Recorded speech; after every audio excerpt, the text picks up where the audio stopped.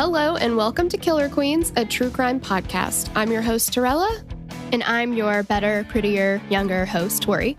We're sisters who are obsessed with true crime. And love gal-palin with you about cases. You can expect the occasional curse word, lots of Friends quotes, and all the 90s nostalgia.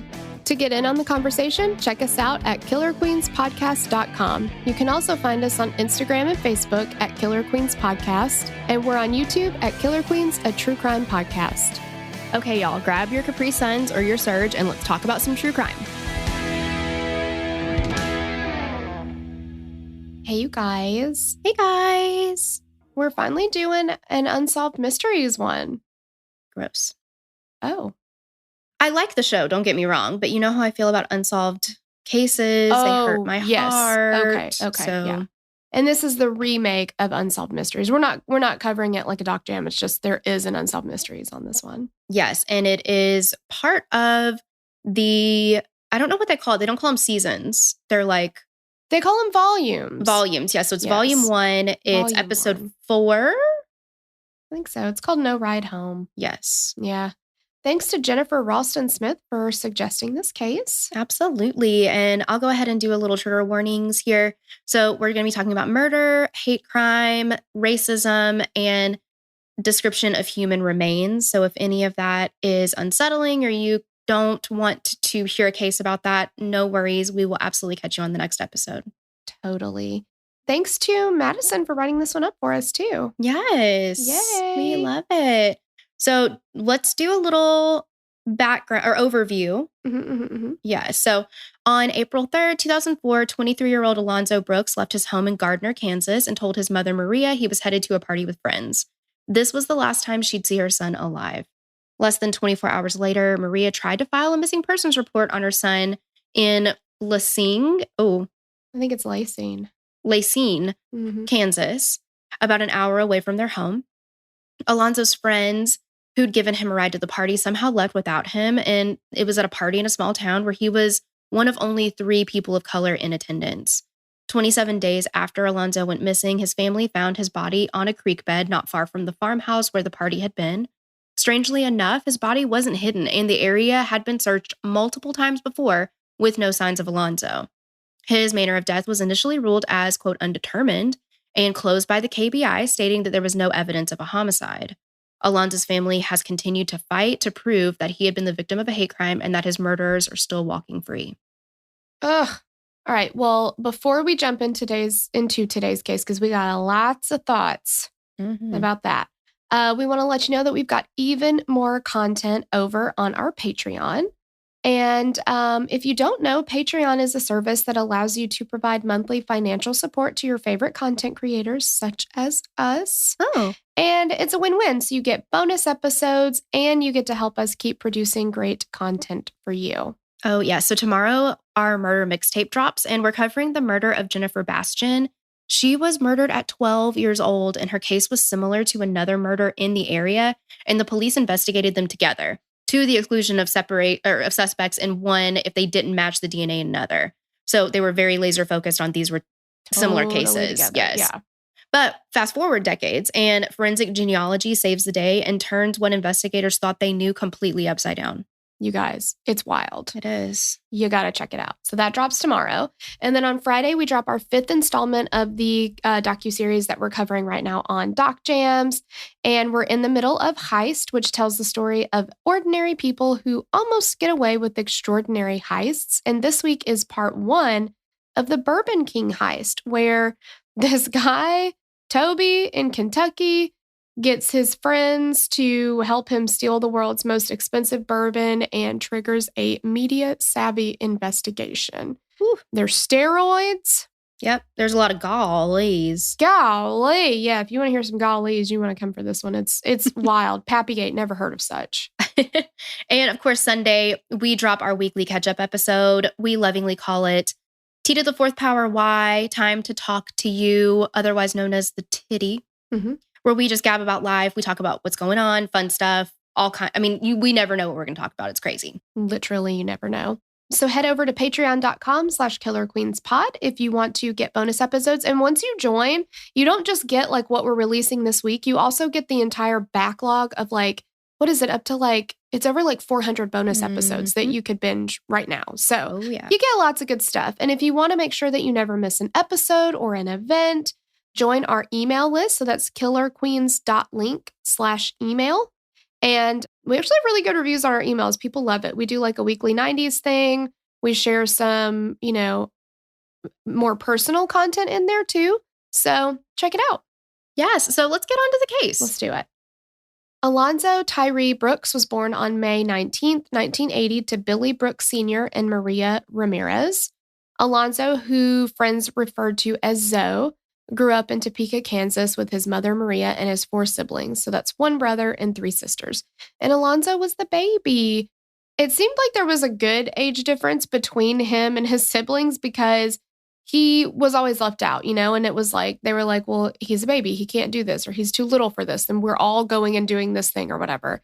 And he always wanted to be included, but he couldn't because he was just so young. Despite wanting to be like his big brother and sisters, Alonzo's jealousy never lasted long. He was a sweet, kind, playful young man who got along with everybody. His sister Demetria described him as a loving brother.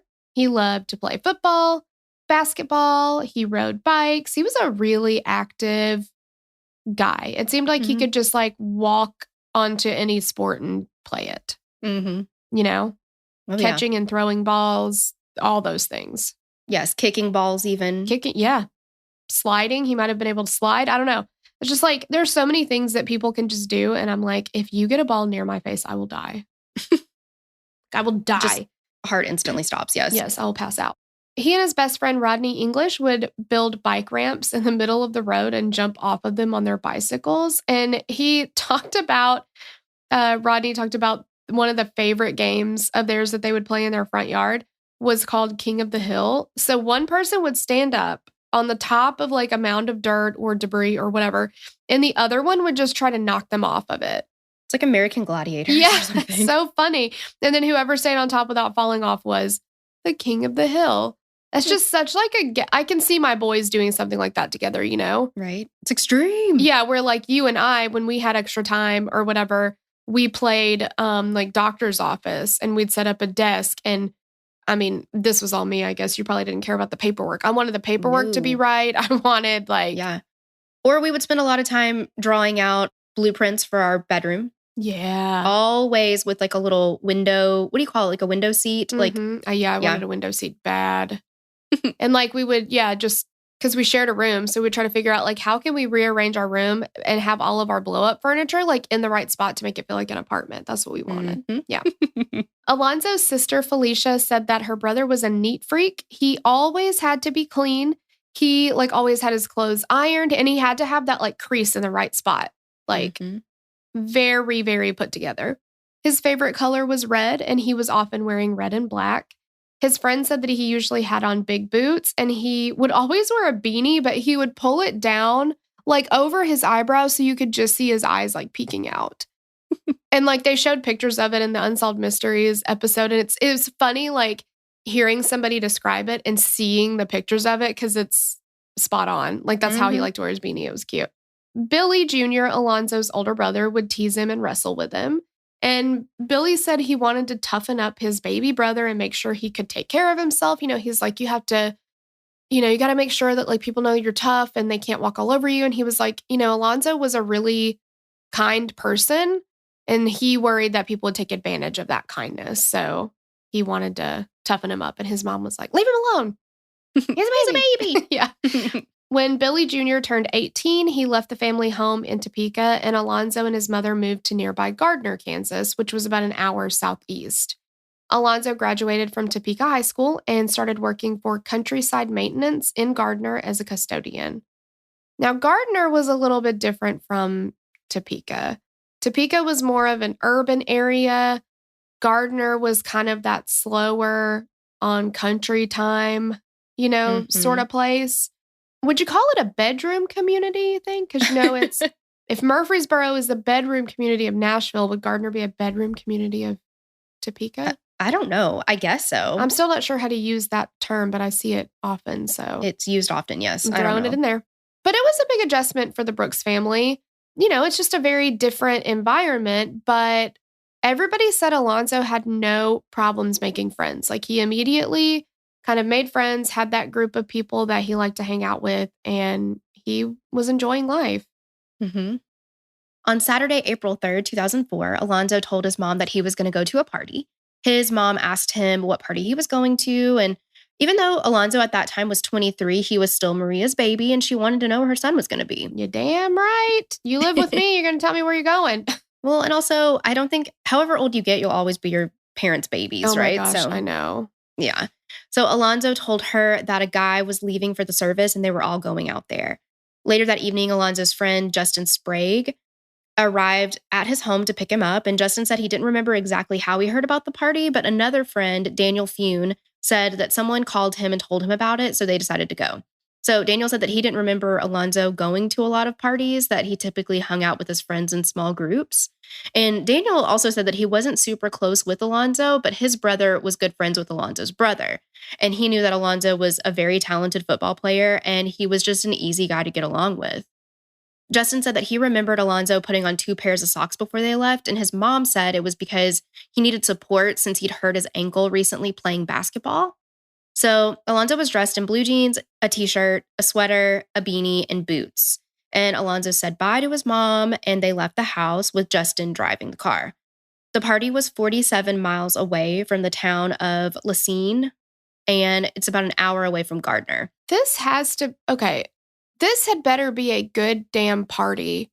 To drive 47 miles to a town called Cygne, yeah. Yeah, because, like, I don't know. I feel like, because this setup a little bit feels familiar. We used to, like, we live out in the country, so the kind of parties we went to were, like, country kind of parties typically. So, you know, they'd be in a silo of a barn or, you know, just out in a field or, whatever. So, I don't know. I guess when we used to drive out to Tullahoma, that's about how far we drove to go to those. Because I was like, why would you drive 45 minutes or an hour to a party? But never mind, I did that like every weekend. Yeah. So, well, and when there's nothing else to do. Yeah, there's nothing else to do. Yeah. So I was like, golly, this better be like a good party. But I guess when you live in the middle of nowhere, that's just how far you got to drive to get to a party. Yeah. All right, I take it back. You stand corrected. Yep. So Cygne was a tiny town in the middle of the country and basically had a few gas stations, but not much else. The house where the party was taking place was off a country road down a very long driveway, and behind the house was a small creek. There were a few people standing outside when the boys pulled up, and as soon as Alonzo got out of the car, he yelled, "Who wants a beer?" So it was clear that Alonzo was ready to have some fun, and he didn't have any reservations about not knowing many people at the party. Mm-mm. Alonzo's friends later said that everyone at the party seemed a little bit younger than Alonzo. Like, they were mostly between 16 and 21 years old. Do we know how old his friends were that he was with? Yeah, I don't know. I would guess that they maybe were a little bit older because they made a big damn deal about Alonzo being older than everybody. They weren't like, we were all older than everybody there. Right. Yeah. It seemed like Alonzo was the oldest person there. Yeah. And 23 and 21 is not that big of a jump. No. So the party was full. Some people were playing flip cup and other drinking games. I'm guessing beer pong, things like that. Yep. While other people danced or just hung out. And Justin remembered that Alonzo seemed to be having a lot of fun, and he had immediately jumped into some of the games. So when their other friend Daniel arrived, he saw a few people from Gardner, but mostly he didn't recognize her. You know, he didn't know as many people there. Right. It seemed to be more of a country type group there. And another friend, Tyler Brofhard, sure, said that their group of friends just wasn't really like that. So despite the different atmosphere and crowd, all of Alonzo's friends said that he looked like he was having a great time. Tyler sat down with Alonzo for a bit and they took a few shots, and then he walked away to talk to someone else, but turned back around to see Alonzo was arguing with another guy. So Tyler said that Alonzo and the guy were right up in each other's faces and they were shouting. Tyler quickly runs over and was able to defuse the situation. And the town that the party was in was a heavily white populated area. Some of the partygoers had a problem with people of color, and being that Alonzo was half Mexican and half black, he seemed to be the target of all of that. So Tyler said that he thought that Alonzo might have been the only black person there, but reports later said that he was one of 3 people of color. So still, Alonzo didn't seem to be bothered by all of the racism that night. He was just enjoying the time. That's according to the people who left him at this party, too. Right. So, because that just seems, even if you don't know him, I don't know many people that would like go to a party and then essentially be attacked, like that. And then be like, that's fine. We can stay here. I'm having a good time anyway. I just won't worry about that. Like, yeah, you're going to feel unsafe at the very least. Or uncomfortable. Yeah. I mean, I can't imagine what that felt like for him. But like you said, I mean, it seems like he only really knew the people that he came there with. And, some of the other friends that showed up. So it's like, he's in this huge group. And they talked about the size of this party it was pretty big. Mm-hmm. It was like 40 to 50 people. So there are a lot of people that he did not know. So I couldn't imagine. Yeah. I don't know how that worked for him to just be like, because Alonzo he's very kind, I'm sure, understanding, but racism and bullying and hate, there's no reason, you shouldn't have to be understanding of that. No. But that's a lot I cannot even imagine. I just don't see it. Him being like, no, everything's cool, everything's fine, I'm fine with this. Like, I don't know. Yeah. So after being at the party for about an hour and a half, Tyler got a call about another party. So he and Daniel decided to leave the Cygne party and head to the other one. And they said goodbye to Alonzo and they left around 11 p.m. So they just leave him there. Justin was still there, and they assumed that since Alonzo rode to the party with him, he'd also be taking him home. So outside, Justin had smoked his last cigarette and he came inside to find Alonzo to ask him for a cigarette. And Alonzo told him that he was out too. So he was like, hey, Justin, if you go to the gas station or wherever to get some, can you grab me a pack too? So Justin, reportedly both drunk and high, he leaves the party, and he's driving his vehicle with a friend. And he was supposed to turn left out of the driveway, but he turned right. And then he says he got lost and he ended up driving about 30 minutes north of where he was supposed to be. He said that then he got his car stuck and he called a friend who was at the party. And this friend's name is Adam. So he told Adam that he had just gotten lost. He was trying to get his car out of a ditch. And Justin said that he could hear Alonzo in the background while he was on the phone with Adam. And Alonzo was like talking shit and laughing about how Justin had gotten stuck. So Justin said that he asked Adam if he could give Alonzo a ride home. And Adam said yes. So after taking about a half hour to get his car out of a ditch, Justin and the friend reportedly decided to not go back to the Cygne party, and surveillance videos at a gas station corroborated his story, along with the ATM where Justin withdrew $200. And then he and that friend decided to go to a strip club where they were eventually kicked out, and then they just went home. So the thing about all of this, though, is that Justin never told the police that stuff. Like, no. When people started looking into, where Alonzo was and they were asking, when's the last time you saw him, blah, blah, blah.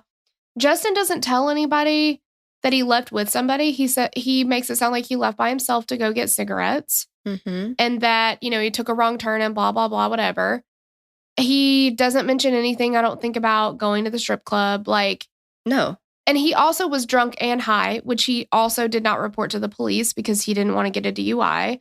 Like, I understand on one hand, is like he was 18 at the time, by the way, I just looked it up.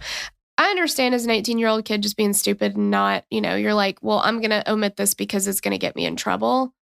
Maybe.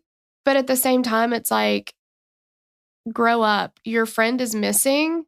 We need to give the police all of the correct information. But he said that his car got stuck, but that's not he told Alonzo's family at one point that his car broke down and he had to fix it on the side of the road. And he didn't tell the getting stuck story, and that was it. Yeah. There were multiple ways that the story was told by him to different people that just seemed very, very suspicious. Well, and that paired with the fact that Justin was the one who brought Alonzo. So you would think... And you're, an hour away from home. Right. You would think that... I mean, I've definitely been to parties or been out or something, and people that I came with were like, hey, I'm ready to leave. And I was like, no, I'm not ready to leave yet, or whatever. I mean, it has happened. But this is a completely different situation. And after Justin gets stuck and then gets his car out of this ditch, right? You go back and you get your friend. You go back and you get your friend. Yeah. Yes. Too bad that it took you 30 minutes to get out or whatever. And maybe because it's not like he was so tired that he just had to go home. He went to the strip club after. He was still doing stuff. Yeah. You go back and you get your fucking friend. And if he was like, hey man, I'm out of cigarettes. First of all, bum from somebody else when you're that far away. You're not in a place where you can run to the store real quick and come back. Right. I mean, so that doesn't make any sense at all. Well, that essentially to me says that what's going to happen is he's not going to go back to the party. Because if you have to drive an hour to go get these cigarettes, are you really going to drive an hour back to go to the party? Exactly. You're leaving for the night is what you're doing. And even if he had gone to Alonzo and been like, hey man, I'm going to go get some cigarettes. And Alonzo was like, cool, grab me a pack too. Mm-hmm.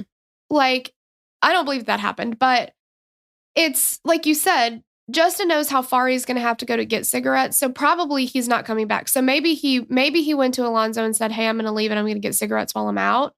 Yeah. In that situation, like you said, sometimes you're like, okay, I'm not ready to leave yet. But you would all arrange, okay, well, here's how I'm going to get home before your ride leaves. So you'd be like, I'm not ready to go yet. And then this Adam person is here. And, Justin would be like, well, Adam's, staying. Let's see if he'll take you home. You would work that out before Justin leaves. Mm-hmm. You should. Yeah. I think Justin just left. I don't think he talked to Alonzo at all before he left. And I don't know that it was necessarily nefarious. It may have just been he was being stupid and selfish and an 18-year-old kid and was like, I'm ready to go. I'm going. Well, and now, hindsight, he feels incredibly guilty for doing it, probably. So he's got to make up the story to make himself feel better in some way, maybe? Yeah, exactly. Like, well, this is why I couldn't go back. I wasn't going to leave my friend there. I would never leave him there. I was going to go back, and then here's what happened. Yeah. Yeah, it's messed up. It is messed up. It is, because especially that far away, it's not like you're at a party, when I would go visit Andrew in downtown Knoxville, and like you're at a party at this house and all you have to do is walk down the street to get back to your house. Like, right. Fine, leave your friend all day long there. That doesn't matter. But like, you're his ride there. An hour and a half away. Or an hour away. Also, Rodney, who like is Alonzo's best friend growing up, because remember, they just moved to Gardner and met these people. So Justin is like a new crowd for Alonzo. These are not people he grew up with or whatever. But Rodney was like, there's no way in hell that Alonzo was going to go to a party an hour away, completely full of people he didn't know. Like, he just said that didn't make sense to him. And he said that Alonzo was kind of introverted. Like, he didn't have trouble making friends necessarily, but he wasn't the kind of guy to just go to parties where he didn't know another soul, Well, and we talked about that earlier. He liked a small group of people. Exactly. And yeah, Justin even said that, or whichever friend it was that said that. Yeah, I didn't usually see him go to parties. So why on this night is he overwhelmingly comfortable, not only comfortable with people that he's never met before, comfortable with people he's never met before who are being very derogatory towards him. Yeah. And none of that is getting under his skin. In no way does that make him want to leave. Doesn't make any sense. Like, Rodney thinks he had to have been passed out to even get there, because he's like, he would not have gone to a party in the middle of nowhere an hour away with a bunch of people he didn't know. And certainly wouldn't have stayed there on his own. I don't know. It just doesn't make sense. Nope. So the next morning, Sunday, April 4th, Maria got a call at home asking for Alonzo. So she went to look for him in his bedroom, and she noticed his bed hadn't been slept in, and it didn't appear that he'd come home. So she starts yelling his name, thinking, okay, maybe he's just, in another room, or maybe he's down in the basement, whatever. But she can't find him anywhere. The friend on the phone said that maybe Alonzo had stayed at a friend's house. And Maria is like, no, my son comes home. This isn't right. There's something going on. So she asked this friend, call everybody he knows and see if they can find where Alonzo ended up. So after that, all the guys who'd gone to the party with Alonzo the night before were made aware that Alonzo didn't make it home. And so they're calling other friends, trying to figure out who had seen him last, where he might be. Justin heard that Adam thought, because Adam was like, hey, Adam's still there. He can give you a ride. Okay, cool. Justin heard that Adam had thought Alonzo had already left or had just missed him. So he also left without Alonzo. You guys. Why? Yeah, why? Like, get your shit together. Like, if you know that you're supposed to be bringing somebody home, and again, we can't just walk home from here, you don't fucking leave till you find that person. Well, right. And Alonzo couldn't have walked home by himself anyway because he had hurt his ankle the day before, or a couple days before. So, yeah, even if he decided he was going to walk 47 miles. Well, yeah, Maria said that he had been limping on it. So there's no way that he's just going to set off on foot 47 miles. Yeah, exactly. He's been limping. Like, yeah.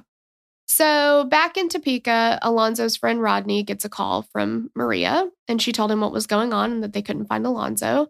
So Rodney gets down to Gardner, and he and some of the Brooks family met up with Alonzo's friends from the night before, and they all went to Cygne together. And like we said, Rodney had never met these people before, but he just didn't trust them because he's like, how do you go to a party with your friend and everybody leave your friend behind? Like, yeah, in a different town. I mean, come on. Mm-hmm. So Justin took them to the old farmhouse in Cygne where they all started walking around and they were looking for any sign of Alonzo. They checked the wood line to see if Alonzo was like passed out somewhere, maybe sleeping off the alcohol. Maybe he'd fallen and he'd gotten hurt. Rodney crossed the street from the farmhouse's driveway, and just off the side of the road, he found a boot and a hat. And it was Alonzo's beanie and one of his boots. Not too far down the road was his other boot. And Rodney said none of the items appeared to have been hidden. They looked like they'd maybe been like thrown out a car window. And there are varying reports on exactly how these were found. Were the boots together? Were the boots separated? You know, all that kind of stuff. But near each other, all these items are found. As they were looking at their friend's boots and hat, wondering where he might be without them, some guy rolls up on a four-wheeler and he tells them they need to get out of there.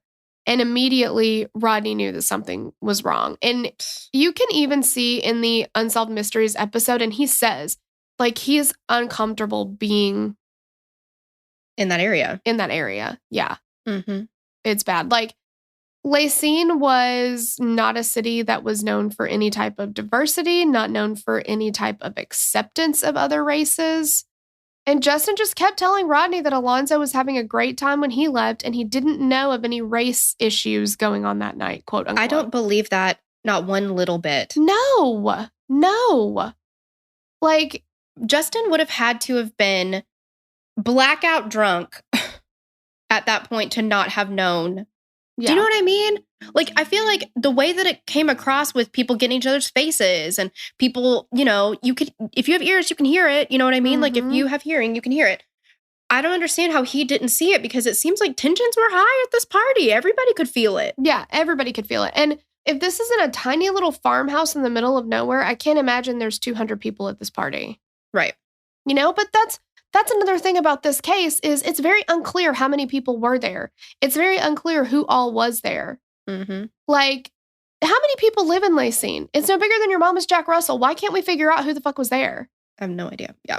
It's just ridiculous, but it's all very unclear. And the fact that either Justin and this, you know, group of boys don't know hardly anybody there, but they had to know somebody, or how the fuck did they get the address?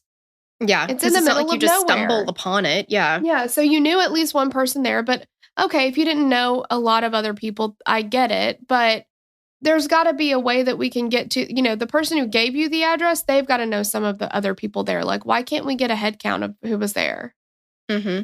Unless either they genuinely only knew like the one person that gave them the address, or they're not listing people to cover for them or something.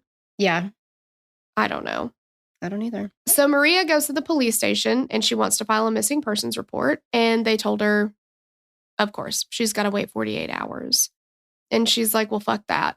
So she gets in touch with her other children to let them know that they can't find Alonzo. And they all said, like, as soon as she said, he didn't come home last night and we can't find him, they're like, something's seriously wrong. He is not the type of person, you know, there are people who might go off for the weekend or, you know, and not contact their family. He's not like that.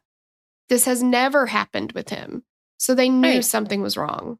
Right. And that's what really shrinks my hat about the police being like, well, it has to be 48 hours. Like, his family is going to know something is wrong here. Yeah. Something's really wrong. So Billy Jr., Alonzo's brother, and his wife Cindy immediately drove down to Lacine. And they were able to get in touch with the owner of the house, who said it was a rental house. Here's another thing that's not clear. Was anybody living there at the time of this party? We're not quite sure. It's just... And they actually, they went to the house and they said looking from the road, the farmhouse was completely surrounded by fields. And then to the left and back, there was a creek that was lined with trees on both sides. And Cindy said that she looked through the windows of the farmhouse, but it looked totally empty. And she said it didn't look like, a big party had been there just the night before.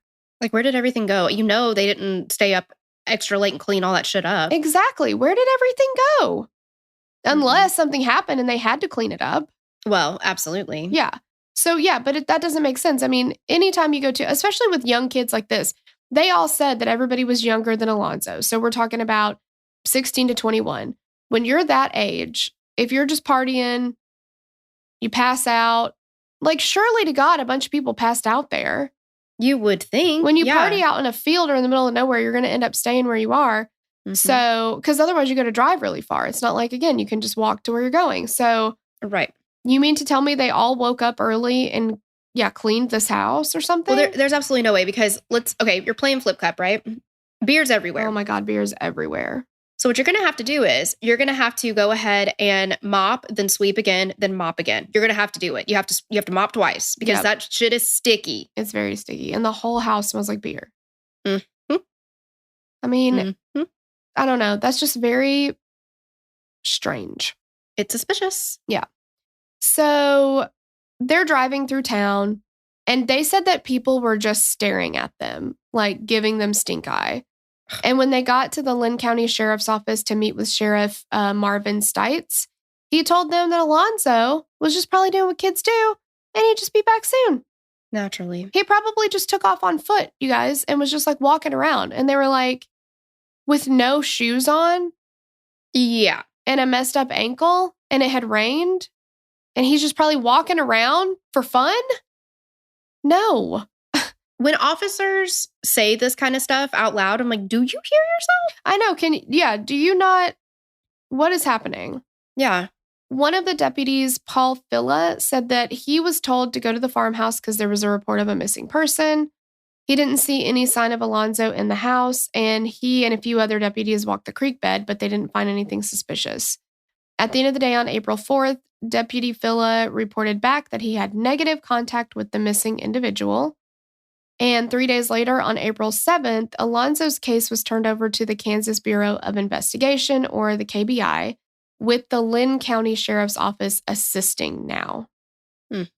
Within a few days of Alonzo having been reported missing, the KBI brought an evidence recovery team, search dogs, and a lot of people to look for any sign of Alonzo. An extensive search of the area yielded absolutely nothing. No signs of the 23-year-old. Investigators brought helicopters out to search the area from above, but again, they found nothing. Police were conducting hundreds of interviews trying to figure out exactly what happened on the night of the party. And many witnesses said that Alonzo was definitely the target of racial slurs that night and that many of the partygoers had problems with him because of what he looked like. So investigators were becoming increasingly concerned that Alonzo had been the victim of a hate crime. Then why are we he seemed to be having a good time to me? It seemed like everything was fine to me. No, it wasn't. That story doesn't stick. No. It's just... Ugh. On April 12th, the Lee's Summit Underwater Rescue from Missouri traveled to Lacine to search the creek near the house. And the team was dispatched at noon that day and reported that the creek water was only about 3 feet deep at the deepest area. I mean, good. They need to extensively search it, but to call it an underwater rescue and it's 3 feet. It's like when Little John falls into the creek and he's like, I'm drowning. And it's it's a puddle. Yeah. But I mean, I'm glad that they extensively searched it. Yeah. But okay, so they searched with 3 men walking the creek and 3 men on each side of the creek to clear the debris. And at the end of the search, the crew reported that there was no evidence to indicate that there was a body in the creek. They told the sheriff that they'd be happy to come back out and search again, but they were not invited to do so. On April 15th, Alonzo had officially been missing for 11 days, and nobody was able to find anything, and no one was providing any information to indicate where he might be. And in addition to the countless interviews being done, investigators were also conducting polygraph tests, which, good for them, I guess. I mean, Yeah. Yay. yeah. Alonzo's friends who'd been at the party were said to be giving the police all of the information they had. Don't believe that, including everyone they remembered being at the party. Police continued to tell Alonzo's family and friends that he probably got drunk, took off his boots, and started walking. It just doesn't make it like, just say, I don't know. I mean, my God, just say, I don't know. Well, don't piss on my leg and tell me it's raining. Exactly. Like, come on. Like, fuck off. Uh-huh. Justin said that there was no way that his friend did that Alonzo's ankle was injured, like we talked about earlier, so he wouldn't just go walking. And even if he wasn't hurt, it was completely out of character for Alonzo to do something like that. Maria said by then that they knew Alonzo wasn't just staying at a friend's house. They knew something had happened to him. And she and the rest of her family continued to ask the sheriff if they could come out to the farmhouse and conduct their own search. And he continued to say, no, we're doing it. We're searching. You cannot help us. So Cindy said that they called the sheriff's office daily, trying to get an update on what was being done in the search, until finally the sheriff essentially was like, you need to calm down with calls. We'll let you know if we find anything. Yeah, we'll call you. Yeah. And she's just like, okay. So on May 1st, 27 days after the party, the sheriff's department finally gave Maria the go-ahead for her and her family to conduct their own search of the area. The Brooks family gathered friends and neighbors who volunteered to help them search. And a volunteer said, hey, there's this like white shed further back on the property that hadn't been searched yet. And it's not there anymore, I think, but it was there at that time. So after they split into groups, one group headed toward the shed, digging through the brush. And when they looked up, they find the body of Alonzo Brooks laying on the creek bank on top of debris and brush. His body wasn't hidden in any way, shape, or form. He was still completely clothed. The group called the police, who arrived on scene, along with investigators from the KBI and the FBI to process the scene. Alonzo's body was examined by Dr. Eric Mitchell, a forensic pathologist. I'm kind of like I don't know. He's a weirdo. Put a pin in that, yeah. Yeah, exactly. He said that the body was decomposing, but still completely clothed. Personal items were still on the body, including his ring and the contents of his pockets. And it looked like there was money. I mean, there was a lot of money, yeah. Yeah, there was a lot of money. Like, there's a lot of stuff that if somebody had been trying to rob him, they would have taken. So Dr. Mitchell reported that he couldn't find any evidence of penetrating injuries, new fractures, gunshot wounds, or evidence of sharp force injury. He said it's possible that Alonzo could have drowned, but there weren't any specific anatomic signs to make that determination. He also said he could have been strangled, but the soft tissue in the neck area was no longer there because insect and animal activity had taken place during that time. So he's like, yeah, it's possible he could have been strangled. We don't have evidence of it, Mm-hmm. There were no foreign bodies found in the remains. And Dr. Mitchell said he was unable to determine cause of death or manner of death. So here's something that I don't understand. Mm-hmm. How is it that the KBI and the sheriff's department, they looked in this area and they didn't see any sign of Alonzo, right? Mm-mm. But they refused to let the family come out and look at all. Do not look. This is an active crime scene. You're not coming out here. Go kick rocks. Mm-hmm. So I don't know. I mean, they didn't bring the underwater people back out to search, the underwater rescue. When was Alonzo put here? And how long had he been there for animal and insect activity to destroy crucial parts of evidence? Right. Yeah. And in an article that I read, it said that there were maggots inside of his body too. And you have to be there. Like, it's not like he was just placed there that morning, Right. To your point. Like, there's animal activity and insect activity, like all that kind of stuff. You have to be there for at least a short period of time. But if the investigators are saying, we've been out there looking every day. Yeah. And they didn't find him. And he's literally hiding in plain sight. Like, he's right there and nothing was covering him. He was on top of brush and debris. Yeah. And you could see it from fairly far away. I mean, they showed a picture. It was blurred out, of course, but you could see it. Mm-hmm. I mean, and if all your job is to go out and try to find remains or a body, something, Mm-hmm. and you miss the one thing that you're looking for and it's right there, like, I don't get it. Exactly. Like, obviously, the body had been moved. I mean, that's what it seems like, but it seems like, because there's speculation of like, well, did he, like the pathologist was like, well, here's something, or maybe it was a police officer, but they said, here's what we think. Maybe he was in the creek further down. And then when we got rain, it like loosened him from whatever debris and stuff he was caught in. And he came to this area.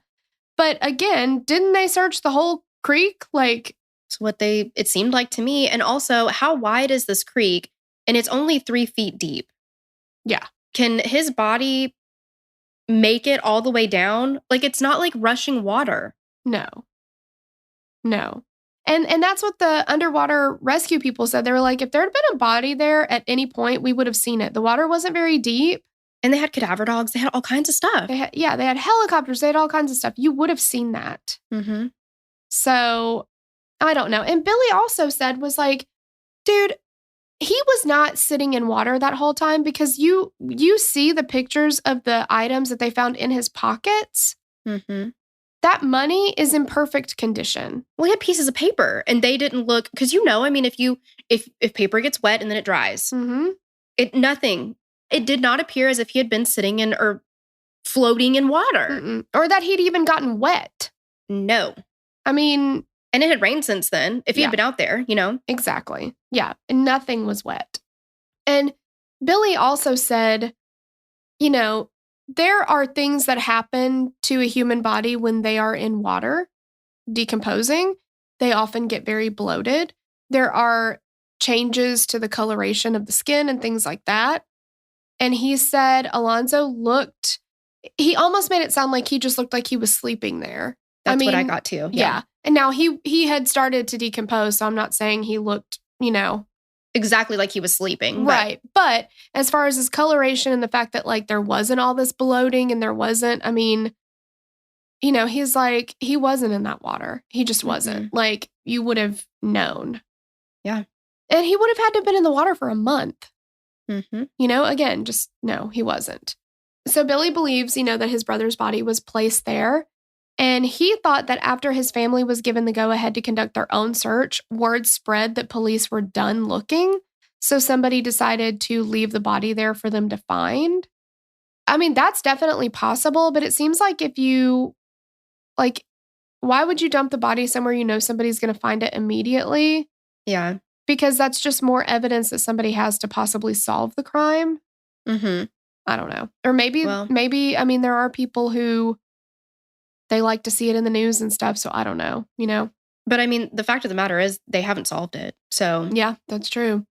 But if that's the case, well, then where was he from April 4th to May 1st? Mm-hmm. So they thought maybe since his body seemed to be more intact than you would think it would be for being outside for a month, that maybe he had been put in some kind of like freezer somewhere.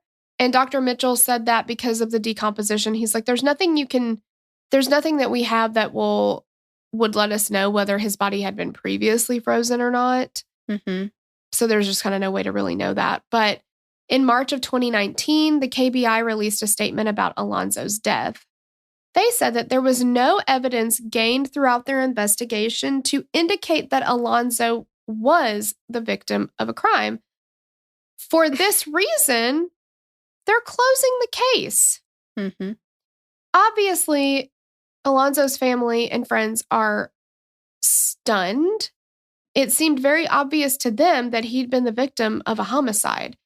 But my question is, if you don't see any evidence that he was the victim of a homicide, you can't find any evidence of that, but you also don't have any evidence that he wasn't, you have no evidence. Yeah, but like, I know exactly what you're saying. Like, why is it that you're like, it's absolutely not a homicide? It's 100% natural causes or suicide or accidental death, something like that. You know what I mean? Like, there's no way. And I was actually talking to Miss KB about it last night, and I was like, yeah, we're going to cover this case. And he asked me about it. And so I was telling him, and I was like, yeah, he's 23. And the KBI was like, yeah, we can't find any evidence of a homicide, so we're just going to close the case. And he was like, so a 23-year-old guy with no shoes on just walks out to the creek and just dies. And everybody's like, well, oh, well. Like, that doesn't happen. No. Like, if you don't have enough evidence to say it's a homicide, but you also don't have enough evidence to say it's not a homicide, then why is the decision, let's err toward closing it and everything's fine? That means if you're not sure yet, you need to fucking figure it out because you have somebody who has murdered somebody out. Yeah, but I mean, how many times have we talked about how important it is for the police to just close cases? They don't want any open cases like that. Exactly. They want it off their books. Yeah. It's very frustrating. Oh, yeah. In 2019, Kansas's district attorney, Stephen McAllister, decided to take another look at Alonzo's case. And he said that when the television show, Unsolved Mysteries, made an inquiry at their office about the case, he started to look up on it. And yeah, I mean, I'm like, sure that's a real convenient time to, he's like, I want to reopen this case. I mean, it's going to be, on fucking Netflix and everybody's going to see it.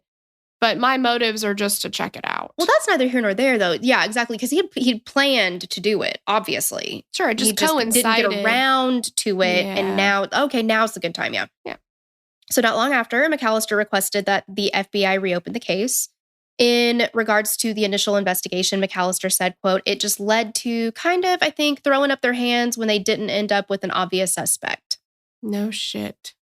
Yeah, I'm like, wow, profound words, McAllister. Kind of, I think. Yeah. Yeah.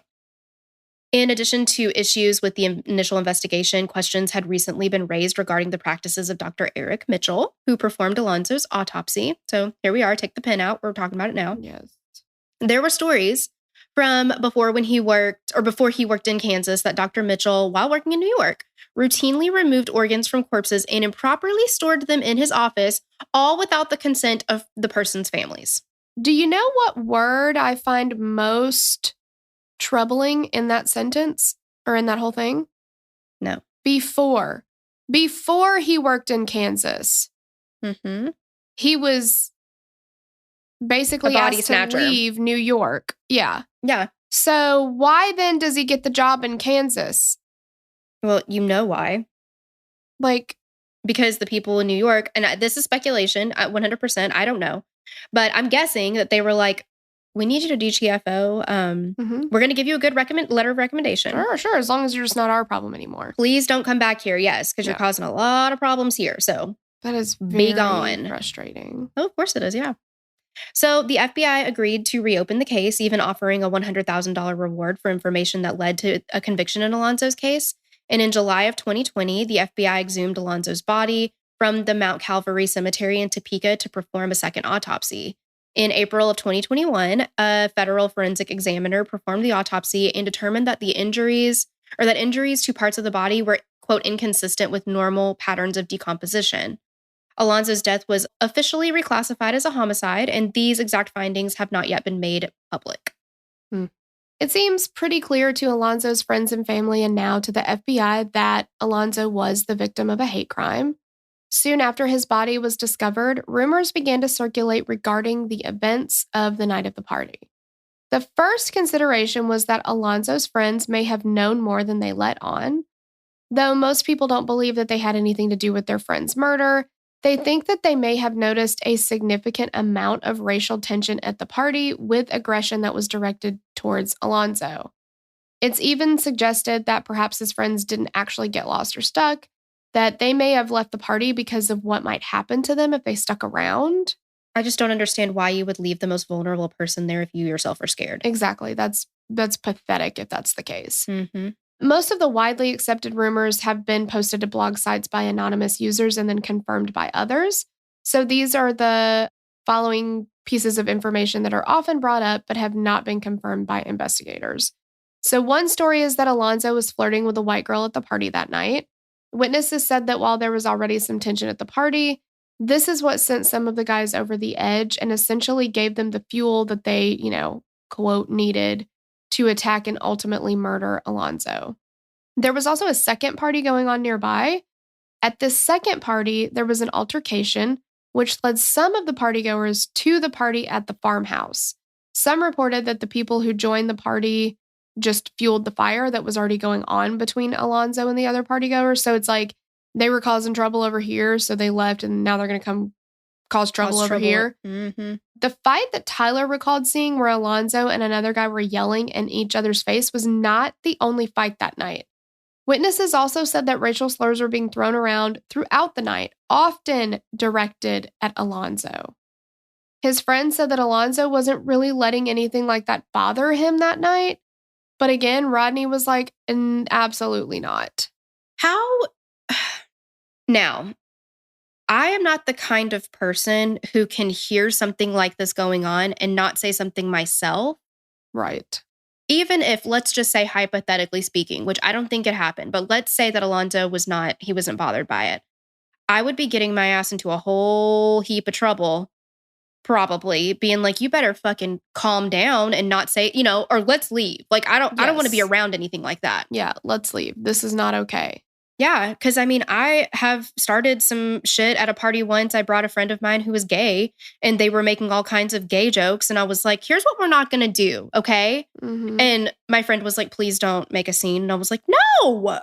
Like, I'm not, either we leave or they quit. Like, I'm not doing this. Well, yeah, it's just bullies being bullies. And I just don't understand, like, these friends, even if, like, say you're at a party and somebody is doing some shit like this and you talk to the person and they're like, it's fine. They're being really aggressive and hateful and definitely demeaning. Mm-hmm. But you know what? It's not bothering me. So you're just like, okay, well, you got it handled. Fine.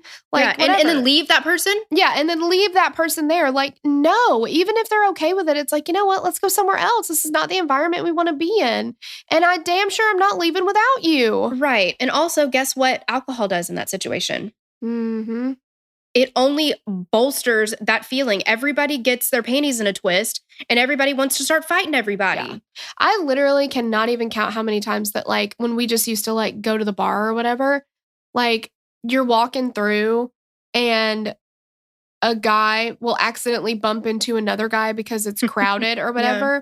And the amount of, like, did you just fucking push me? You better back up, like, blah, blah, blah. Just because, like, and usually one of them is like, hey, man, I'm sorry. Like, I didn't mean to or whatever. And he's like, oh, no, you want to go? Like, it's just, like, all this toxic masculinity anyway. And then you're going to filter that through the lens of intense racism.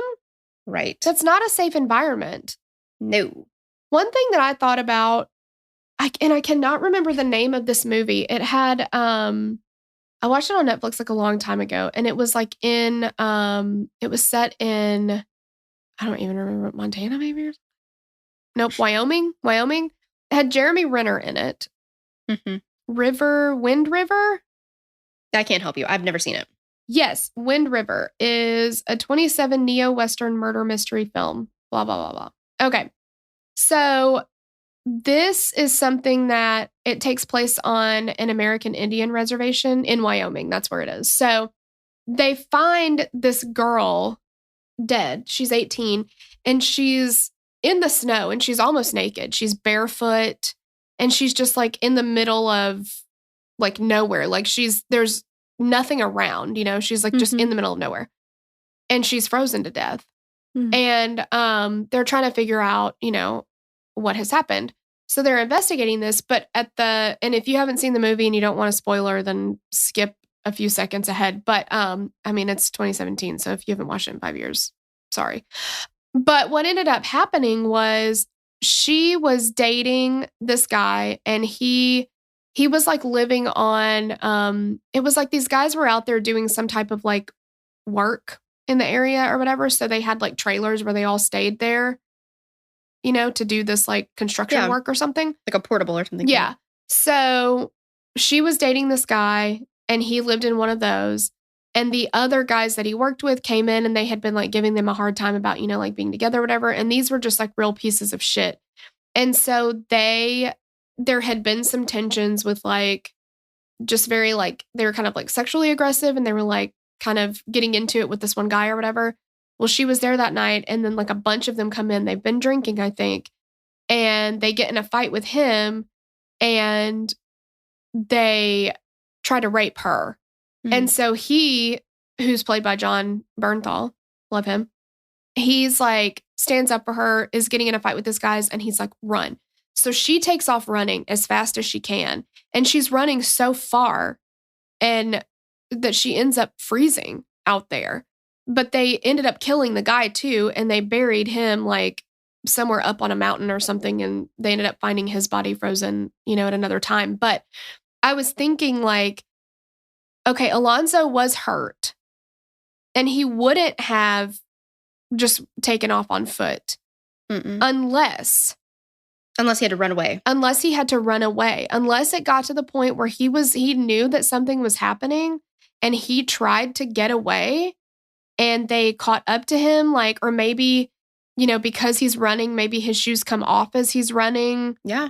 Something like that. But I think that, I don't know, it kept reminding me of like that scene. And I'm just like, he knew something was going wrong and he tried to get the fuck out of there. Mm-hmm.